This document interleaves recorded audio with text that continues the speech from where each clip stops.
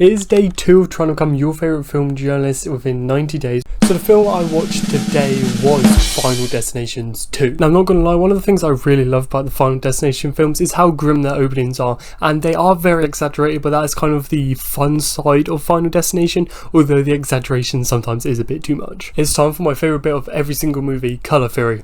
This film didn't have much colour theory, I'm not gonna lie.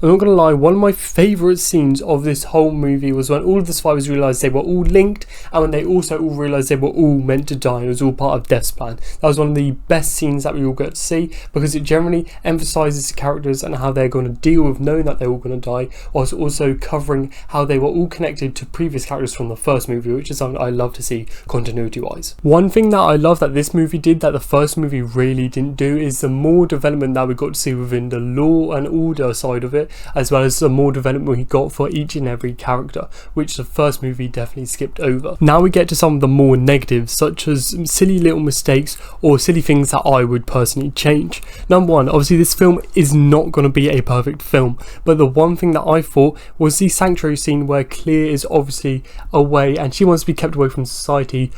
Why was Kimberly just let in right away? They didn't even question her. And then again, Clear, who does not want to get hurt by any of the things that happen in the Final Destination movie, has pins and rope in her safety room, which could definitely lead to death. We did see how one of the main characters in the first movie ended up dying from a literal small wire. I hope we can all agree that Eugene is quite literally the biggest hater on this film. The whole thing he does is hate the whole film, and then he starts making some sense, but then he ends up blowing up a whole room, which kills Clear.